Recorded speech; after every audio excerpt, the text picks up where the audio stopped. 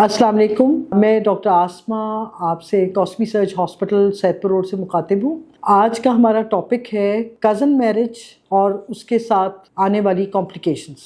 हमारा जो समाजी निज़ाम है या हमारे यहाँ जो बरादरी सिस्टम है, जो ज़ात का सिस्टम है, इसमें बहुत सारी हमारे यहाँ तकलीफ दह नताइज इसके हम झेल रहे हैं। और हम एज ए मुसलमान रसूल पाक सल्लल्लाहु अलैहि वसल्लम की जो एक आपकी मैं इस बारे में पूरी हदीस तो मैं नहीं कोट कर सकती, लेकिन उसका मफहूम मैं आपको बताऊं कि ख़ानदान को बढ़ाओ, यानी रिश्तेदारियां बढ़ाओ, दूर दूर से रिश्तेदारी करो, दूर लोगों से शादियां करो, शादियों में ख़ानदान बनते हैं। तो वो उस तरह से, क्योंकि हम जब नज़दीक के उसमें जाते हैं, कज़न मैरिज, फर्स्ट कज़न्स के साथ मैरिज जब 2 से 3 नस्लों में चला जाता है, क्रोमोसोम्स होते हैं जो कि एक्स और वाई जो कॉम्बिनेशन से एक बच्चे की बनती है। आप समझ लें कि बच्चे का बनना जो होता है वो 2 किस्म के क्रोमोसोम्स मिलते हैं, एक उसका चेन बनती है तो फिर एक बच्चा वजूद में आता है। वो चेन बिगड़ जाती है और उस चेन के बिगड़ने की वजह से क्या होता है कि बच्चा जो है या माजूर पैदा होता है या बच्चा हमारा खुदा ना खास्ता कमज़ोर पैदा होता है, कोई जेनेटिकली डिफॉल्टेड उसकी प्रॉब्लम्स आ जाते हैं, कोई जेनेटिकली डिजीज़ आ जाती हैं। और सबसे बड़ा मसला हमारे यहाँ ख़तरनाक काम ये होता है कि IQ लेवल्स कम हो जाते हैं। उसमें जितना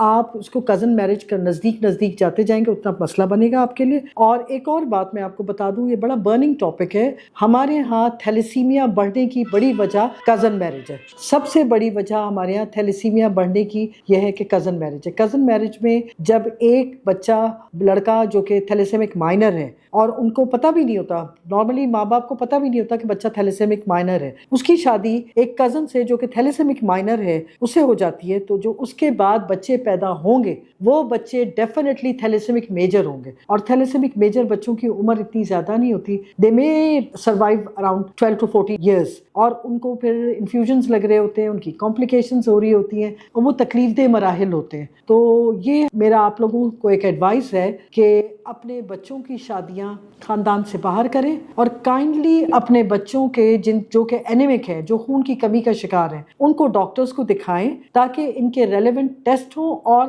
थैलेसीमिया की डायग्नोसिस हो सके कि थैलेसीमिया जो खून ना बनने की वजह है। और हमें नहीं पता होता, वो कहते हैं जी बच्चे का रंग पीला है, शुरू से ही पीला है, कोई कहते हैं कि जी पेट में कीड़े हैं इसलिए पीला है। ऐसा कुछ नहीं है। जब आपको लगे कि बच्चा वीक है या कुछ है तो उसको पीडियाट्रिशियन को दिखाइए और बाकायदा कह के पूछ के उसके थैलेसीमिया के टेस्ट करवाइए। हर बच्चे का हक है कि उसके माँ बाप उसके थैलेसेमिक होने या ना होने का पता लगाएं। और जब शादियां होती हैं, अब तो हमने ये तजवीज़ भी दी हुई है कि निकाहनामे में भी एक शेख ऐड कर दें कि थैलेसीमिया का टेस्ट करवा के उसका रिपोर्ट साथ में ऐड करें, क्योंकि आने वाली नस्ल में से अगर हम तकलीफ दह हालात में बच्चों को देखेंगे अपने, तो हम कैसे जी सकेंगे। तो इस बारे में संजीदगी से गौर कीजिए और अपने खानदान के लिए बेहतरी सोचें।